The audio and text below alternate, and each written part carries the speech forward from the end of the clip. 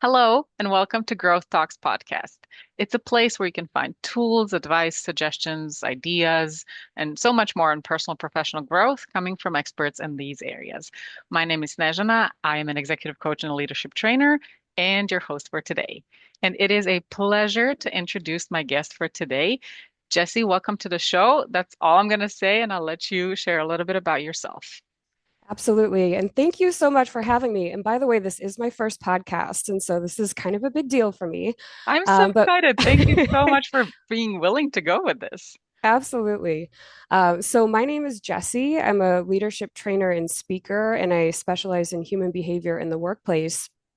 And despite being in this career that is known for really, really high degrees of confidence, it was actually my self-doubt that almost stopped me from having my job at all. So I don't remember if you know this, but I come out of healthcare. Right. I So I remember, I remember it wasn't the same that you're doing now. exactly, yeah. So I had worked as a hospital leader, I had worked as a consultant, and I was probably about a decade into my career. And I was like, I want to do leadership development work. And so I started shopping around this idea with my friends and my family. And I said, here's what I want to do. And these are the degrees and the certifications that I'm thinking about to get ready to make this transition. And I remember I had a friend who texted me and she was like, Jesse, what are you talking about? you like you literally can do this job today. And I was like, oh my gosh, she's right. Because really at this point, I have two master's degrees focused in management. I had worked in leadership. I had worked as a leadership trainer part-time at a university. And so I absolutely could do this job, but there was something in me that was just making this such a struggle. And so I was dragging myself into founding this company, and I'm trying to come up with a company name. And I call my mom and I'm like, help. And she was like, well, what about Jesse Favre Business Solutions? It's generic. You can go in a lot of different directions. And then jokingly, she said to me, you can shorten it as Jesse Favre BS. And like at this point in my career, my imposter syndrome was so raging that I was like, that's it. That's the name of my company. And so I actually have a company that was founded on imposter syndrome. And one of the things that's really stuck out so far in my career is I'm doing all this leadership training, and person after person is describing the same kind of mental gymnastics that I've gone through to start my company. And so when you reached out about today's topic, I was thrilled because this idea of imposter syndrome is something that I've had to dive into for professional reasons, but also these really deeply personal ones. Well, thank you so much for sharing that. I didn't know the beginnings of the company, so The but I origin story. Yeah. yes, but I love the idea. Um it's very interesting that I hope, of course, the feeling changed, even Yeah. though the name stuck around. But yes, I think it's a huge topic, and so just to make it, I guess, official, our topic for today is the imposter syndrome, especially when it comes to leadership positions, whatever level of leadership we're talking about. I do think it's a huge topic, and I don't know. I guess not to generalize it, but I do think a lot of leaders go through it, be it Mhm. that it's your first position and you've never led a team before, you don't know what to do, or that it's a new position in a new company or a higher level leadership position. There's always that step back or that fear of what if they find out I'm a fake, or what if I don't know enough? Am I ready to take on this role? And honestly, I don't think we're ever ready to take on a leadership role, but this is why we're there. I mean, we're there to learn. So we'll definitely dive into all of this today. And I know you come prepared from your experience, from the people you've worked with, the trainings that you've done. So before we dive into maybe practicalities, would you mind just very briefly defining the imposter syndrome, just for people who may not know or may not have full clarity on it, so that we start at the very basic? Absolutely. So when I think about imposter syndrome, I think about this ability to basically do the backstroke through this giant sea of evidence that you are totally equipped to do whatever it is that you're trying to do. But despite all of this, you are still feeling like, okay, well, if I move forward, at some point, everybody's going to find out that I'm a fraud. Mm. Or you do move forward and you look back at success and you're like, well, it was just luck. And, Right. I think one of the things that's often misunderstood about this is not an actual syndrome. It's not a diagnosis. You're not going to find it in Right. the DSM. It's a psychological experience. And interestingly, it used to be called imposter phenomenon. Okay, So, I didn't know that. yeah, yeah, it's had a little remix over the years, but it comes from the late 1970s. And at that time, researchers were looking at this in the context of like really high achieving women, female college students. And then what has been discovered through research is that this affects all different people. It doesn't matter your gender, your cultural background. Mm. There's studies that look at all different professions, different industries, and you're spot on. I think the most commonly cited stat for this is that 70% of people at some point have imposter thoughts. So it's very, very common. Right. Right. Yeah, and absolutely. I mean, it happen. I think it happens across industries, across Mhm. levels. Definitely. Okay, well, thanks. I love how you made it sound very simple. You didn't go into by the dictionary definition, it's XYZ. I think it makes it super clear. And I love what you said about that feeling of it being just luck, or looking back and thinking, well, I just got lucky. I don't think we talk much about that when we talk about the imposter syndrome. It's mostly the thoughts and feelings of being fake, not being good enough, or uh, but there is that aspect of it wasn't my work or my effort or my knowledge. It was just a mix of circumstances that got me to where I am. Right. So I guess we did touch this a little bit just now, but how can we tell that we have an imposter syndrome? So, how do we notice it? How does it manifest? I think it depends on the person.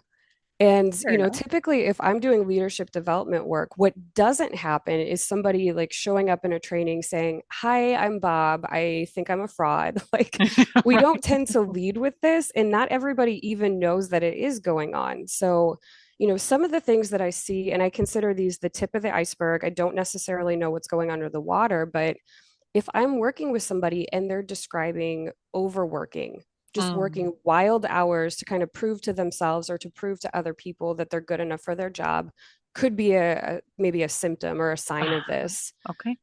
Could also be situations, and I saw this a lot in healthcare, where I would be working with people. They were brilliant at their job. A lot of times they had a lot of tenure at the organizations I was at. And, a lot of people would encourage them to get promoted, Mm, to move up, and they wouldn't do it. And it's not because they weren't interested, it's because they truly believed deep down that they were not equipped to do that. And so those are kind of the things that I tend to see come up from people in terms of behaviors. right. Yeah, I would say those are probably the most common ones I've noticed too. That feeling of just not being ready, I think, is the one that's mostly prevalent in the work that I've done. And then, but when you ask them, but so when will you be ready? What does it look Mhm. like when you're ready? There's no clear answer because do you have to know everything? But if you do, then maybe you're overqualified. Maybe that's, you're looking for the next level. There's a really nice, I don't think it's a saying, but it's something that I learned from my capoeira master when I did the martial art, and he said, "You're never ready for the next belt."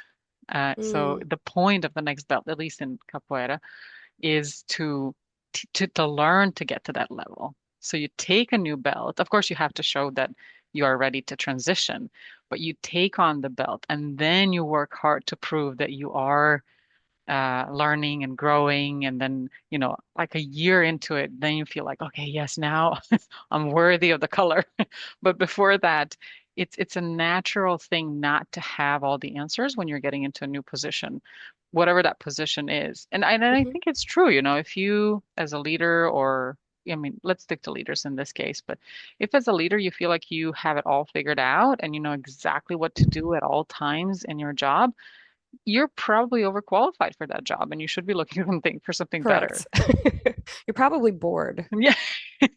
Yes. So, I think it's very natural for us to not have to be maybe 70% there or 80% there, but still have that leeway where it's like, okay, this is my learning opportunity. This is my growth opportunity. Speaking of growth, Jesse, how do we then, because the imposter syndrome has a lot to do with how qualified or knowledgeable we think we are.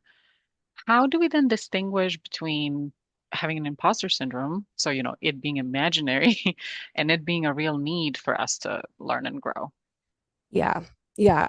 I think one of the things that's important to remember is just because you have self-doubt does not mean that it is imposter syndrome. Mm, There are going to be times that you are really just sitting in this discomfort of a skills gap. mm, There's an opportunity there to learn. And I experienced this in my own career, especially when I went into people management. I had studied a lot, right? Read a lot of books, but that doesn't necessarily prepare you for like right. giving feedback to a team of neuropsychologists. And so when I went into people management, it wasn't exactly imposter syndrome. It was like, no, you don't know how to give feedback well, or you don't Mm, know how to delegate. And what helped me in that moment was to actually just pull a list of competencies for healthcare leaders. And I just went through with a highlighter and I was like, these are the things that I feel really solid in right now. And these are the things that I straight up don't know how to do. And for this bucket of things, I have to get help. I'm going to have to find a mentor. I need, professional experience. I need to take a training. And so I think if you can have a learning plan, that's really helpful. But I know for a lot of people, even in that learning plan, if you are experiencing imposter syndrome, you may say, I don't know how to do any of this stuff. And so I think what can be helpful then is just pulling for feedback. mm, Ask other okay. people, ask your coworkers, ask your supervisor, ask your mentor, ask your customers. How am I doing in these different areas? And then you get this way more complete view of what your performance is. You can start to make a plan. Right. Sometimes I love that idea. And I guess you can also look at the job requirements Yep, for the position you are in, if there's such a thing in the company. Often I think there are businesses where there's no clarity enough from the above or whatever the above is on what you're expected to do as a leader. And so you just inspired me. In that case, maybe a good idea would be to sit down with your manager or your boss or the CEO or whoever and just say, hey, I need a list of expectations just so I can check in and see where I stand. Would you say that would be exactly. a fair request? Absolutely. And the other thing that I did is I went to some professional bodies that I was a part of, and Hmm. they actually had listed leadership competencies. And so if you have an industry that has like a leadership group, you might reach out to them and just say, has Right. this been documented? And that's what I used for my framework. Okay. Yeah, that's a great idea. I love that. So having, um, I guess the first step would be having clarity on what's expected from a Mhm. leader in your industry, your position, your level, and then seeing where you stand on that. And if there's no clarity or you're still feeling like you don't know anything, then just getting objective by asking other people, right? Absolutely. Yeah, I love that. I often ask my clients to do that as we're going through, looking through their strengths. So I would ask them to ask their friends, family, but also coworkers so that they get different opinions on how they see them. And we always get, and then of course, writing down how you feel you're performing. And then it's always interesting to see and compare notes. Yep, absolutely. All right. Well, let me ask you this then. What What are some of the most typical causes of the imposter syndrome? I guess we touched on them a little bit through our conversation, but if we had to list them, what would you say are more common ones? Yes. So if you look at research on imposter syndrome, it tends to be linked to perfectionism, which I don't think would be a surprise to anyone. Hmm. It tends to be linked to really high levels of conscientiousness, meaning that you are very, very detail oriented, you are achievement focused. And the other angle that I think is important to look at is there are several studies that show that there's higher prevalence for people who come from marginalized communities or people who have underrepresented identities within their profession. And if you think about it that way, like let's just say due to systemic bias, you've received less actionable feedback over the course of your career. So if you do get feedback, it's about your personality, not so much about your work. Hmm. Let's say that you've had less access to mentorship. It would make sense then that the cards have been kind of stacked against you in terms of imposter thoughts. So in that case, it may not be as much about this individual mindset issue, but more a response to a system that wasn't exactly built to support you. I have seen a lot of academics kind of jump in on that though and say, let's pull apart. There's like workplace inclusion stuff, and then there's the imposter syndrome stuff, different things. My thought is, first of all, I think it depends how we define this. And I think that's what's going on between researchers. But if there are those dynamics in your workplace as a leader, you definitely want to pay attention to that and, really set up a system where everybody has the opportunity for growth and everybody can develop that confidence in their work. Right. And I would say and it does take time, Of Mhm. course, at the beginning, whatever the beginning is, be it your first job, a new job, new position, new company, it initially we do have less security. We do feel less confident because you're learning. We're learning, we're growing. Of course, you're going to feel like you know less, but I would say, if these things persist, then it's something to pay attention to.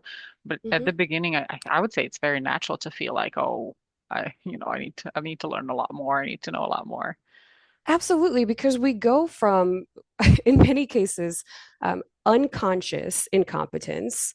Like, this is where we're just happy. We're like, oh, this is so glamorous. I'm so good at this. I love my job, right? And then we just like sink into this conscious incompetence of, I had no clue.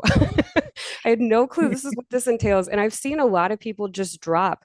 But honestly, I think just calling that out and saying this is the learning curve, it's Mm, totally normal.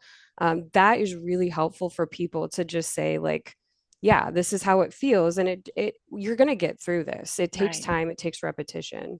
Right. Yeah. But being mindful, I guess, of our surroundings, like you said, whether there's certain dynamics happening at work, or where we stand when it comes to the work environment. Are we new? Are we different? Are we, too senior? And then, in that case, what? And then I also love the aspect of being very aware. So, it's kind of like the more you learn, the more you know how little you know. And so there's always, of course, more to learn. With this in mind, what are some of the maybe techniques or suggestions that you would share for leaders to how can we support ourselves? Let's say, I'm thinking, okay, I know I have the competences, but there's also this lingering feeling of I'm not good enough or I'm a fake and at some point everybody's going to figure out. So I'm bracing for impact. How do we support ourselves through that period and eventually get out of it? Yeah, so I can share what's helped for me. Oh, For me, it was like, it was very much being mindful about the thoughts that I was having about hmm. myself and Okay. challenging things that were unhelpful. So, for instance, as a new business owner, like I shared, I was terrified. I started telling myself things like, I could never do XYZ. It was about slowing down and catching that thought and just saying, is this helpful? Which it wasn't. And then, is it accurate? And the accuracy piece, I think, is what's really hard with imposter syndrome because you may truly believe like you're Right. never going to make it. And so to me, this is like the moment that you have a hunt for counter evidence. And that could look like pulling together a file of all of the compliments and all of the thank you letters you've received. This could be reading your own credentials. This could be journaling about projects that you've been a part of where you figured something out and that led to the success of the project, and just feeding that back into yourself so that you just keep reminding yourself, I actually am capable of doing this. And I think the other thing that's been helpful, it's been helpful for me, but I've seen this also as a leadership trainer, is finding peers or making Hmm. space for peer connection. Because one of the things that I think a lot of new leaders think is, oh, well, this is just because I'm new.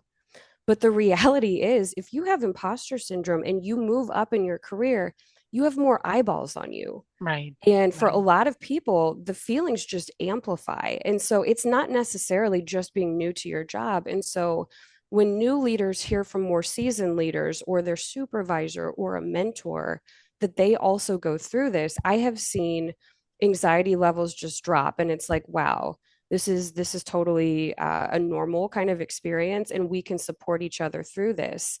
And what I have found is if you don't have the strength to find your own counter evidence, if you have a workplace bestie that you can call and say, hey, I'm experiencing imposter syndrome today, they will tell it like it is.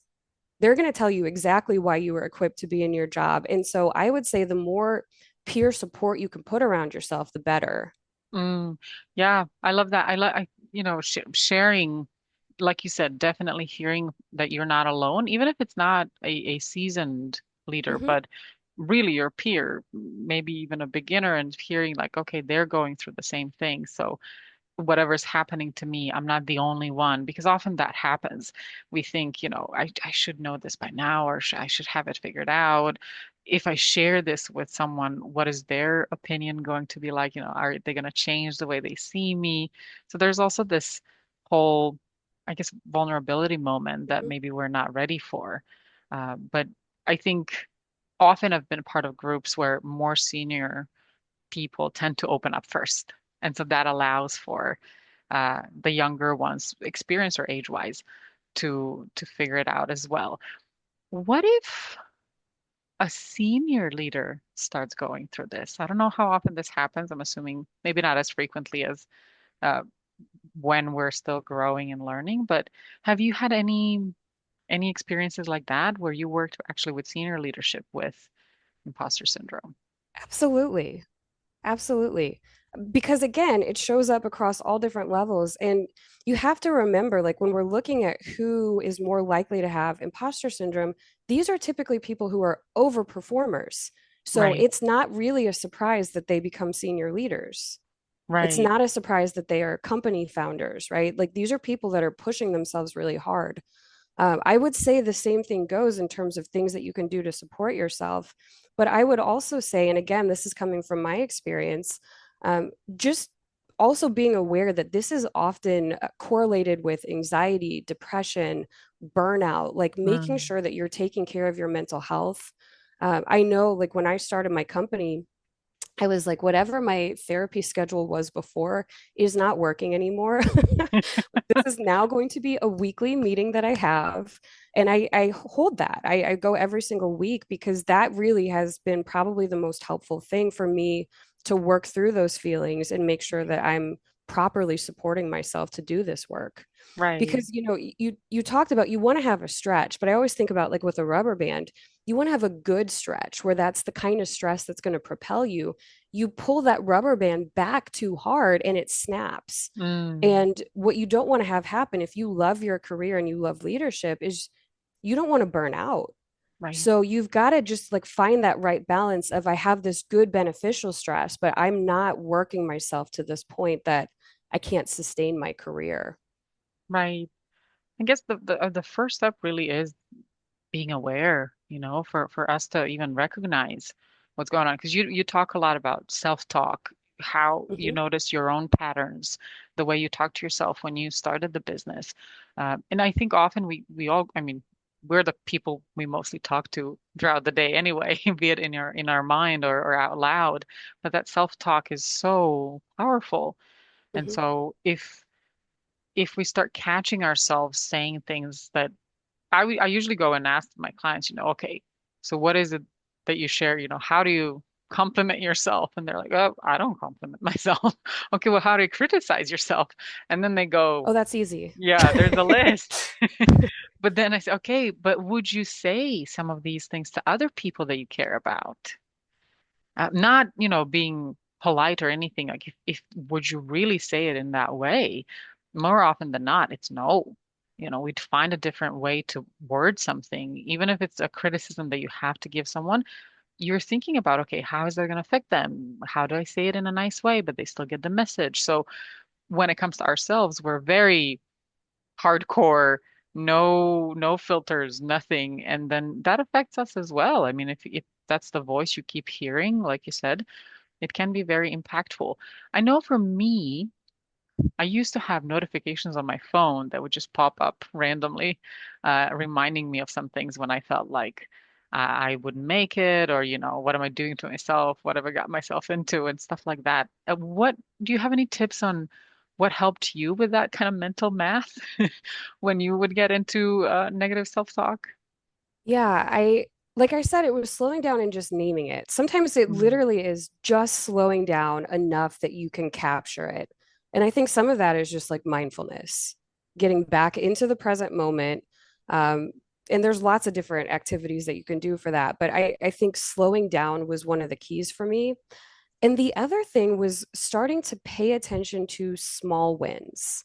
uh-huh. And I would say, like, especially for folks who are in a senior leadership role, a lot of times if I'm talking to senior leaders and I'm asking, like, how'd your year go? What are you proud of? It's these huge, sweeping wins, which is great. And we can celebrate those. Right, But what about like all of these little micro victories? Because from my perspective, a lot of these micro victories are not small. It might be a leader who maybe in the last year they were able to set and enforce a boundary that they hadn't right, been able to before, or they had this difficult conversation. It's these little moments, and all of those things make you good at your job. They make you equipped for your career. And so I think as much as like we can slow down and just see these things and name these things, we start to pay attention to it more. And we're like, wow, I just had a really good week. Like, I can't believe that I unlocked this thing about self care and work life balance. Like, if you hadn't unlocked that, you might not be equipped for your career. So, that matters too. And in some cases, it matters more than what other people may tell us our wins are. We right. know our wins. Yeah, it's just a matter of being aware of them. I agree. I Yeah. agree. Now, this may not be necessarily related to the imposter syndrome, but you mentioned it right just now. And so I wanted to ask any tips on how to slow down? Because of what I noticed, especially working with leaders, there's so much to do. There's taking care of people, there's KPIs, goals, project deadlines. So we are trying to stay on top of so many things that we barely even get to do our own tasks, let alone step back, strategize, think big picture. So, any tips on how to actually slow down? Yeah. So, one of my favorite things, and I'm glad you asked because I do a lot of employee assistance work. And so I help people slow down all the time. And I love practicing these things as well. My favorite exercise for this is something that's called 5, 4, 3, 2, 1. Okay. So, the way that this works is you take whatever senses that you have available to you. So, for me, I might be taking a break. Like, let's say I get 60 seconds before my next meeting. I might be looking around my environment saying, okay, what are 5 things I can see? What Ah, are 4 things I can hear? What are 3 things I can feel? 2 things I can smell or would like to smell? What's one thing I can taste or would like to taste? Because as much as we come back into the moment, that's when we're not thinking about what went wrong in the past or worrying about our future, our leadership careers. It's like we're literally just here now. mm, And you can take that and start to weave that into all these little moments throughout your day. For instance, like if I'm washing my hands, right? Then I'm paying attention to the temperature of the water, the texture of the soap, the color of the soap, the smell of the soap. Like that tiny little moment can become really powerful for just slowing down and then asking yourself, like, hey, body, mm, how are you feeling? Because we forget we're in our bodies. Like, that's really important. Like, how are you feeling? How's your nervous system? yeah, Are you tired? Does anything hurt? Does anything feel good? That's oftentimes a lot harder to name. And that somatic work, I actually think, is huge for being able to just self assess. If we can't get there, it's really hard to get to these other things that we've talked about. yeah, yeah. I love that. It's an exercise. It really makes you be more present. Mhm. And then from there, of course, it's easier to stop the thoughts, the behaviors, whatever is going on.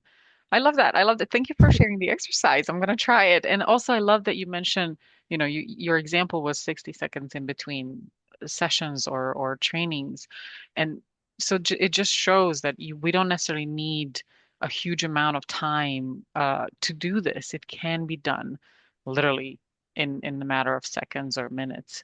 And I think that's another thing to keep in mind because we tend to always look for, oh, but I need a slot in my calendar. I need it to be big enough, long enough so that I can actually process all of this.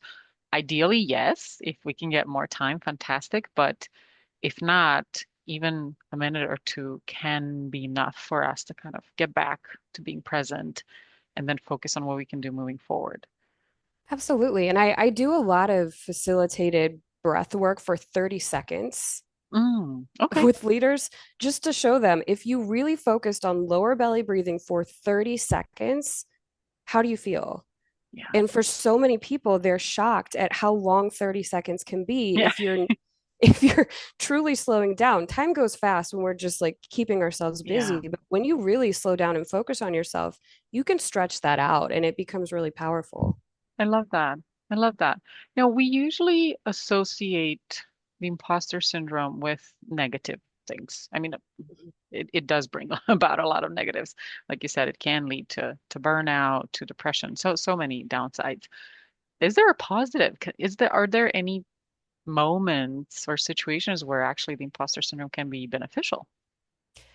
Yes, and I think that this is like it gives me heartburn to talk about, but yes, there's been research that's come out over the last couple of years that shows that people who experience imposter thoughts or are more likely to be open to feedback, they're more likely to act on the feedback, they're more likely to be collaborative.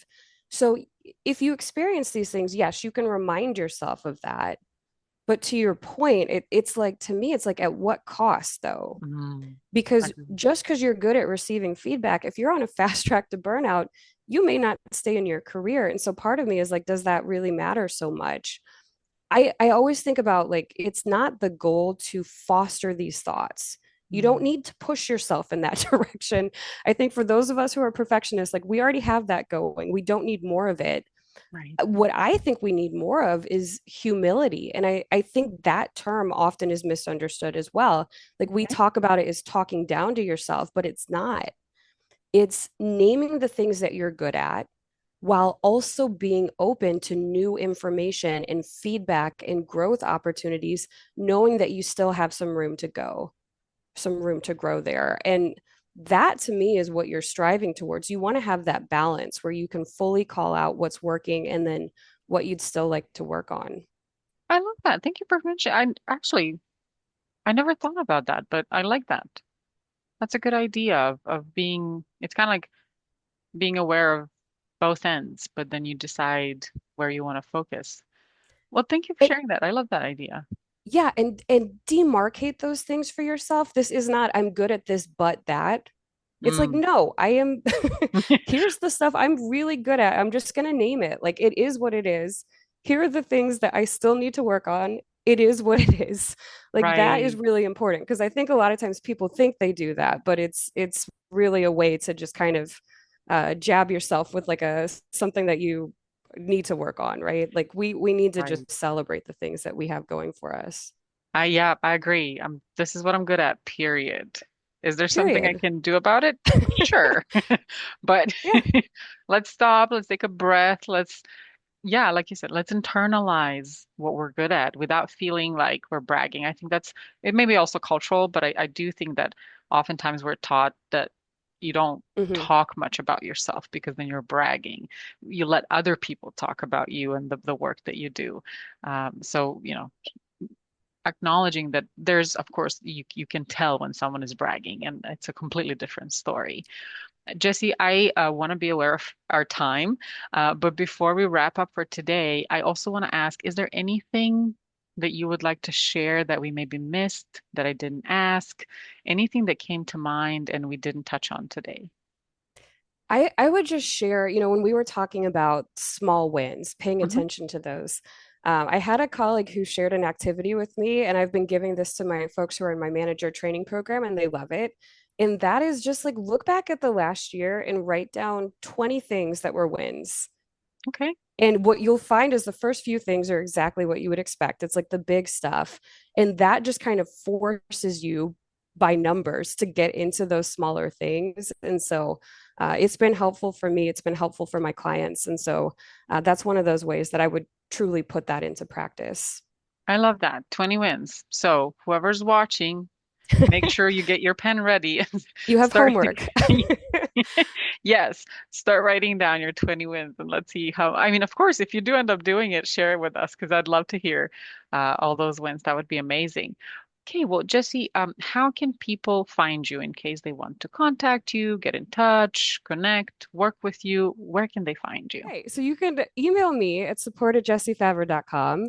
You can go to my website, jessefavre.com, or you can search for my name on almost any social media platform and find me. Fantastic. And of course, as we always do, we'll leave all the links so it's easier to find you. For those of you who are watching, thank you so much for being here. Of course, you know the drill. If you like the content, make sure you share it, like it, love it, subscribe. Let us know in comments how you feel about it so that we can offer more things like this if this is something along the lines of what you'd like to learn. Jesse, once again, thank you so much for being here today and for being part of the podcast. It's been lovely talking to you, and I look forward to more conversations like this. Thank you so much.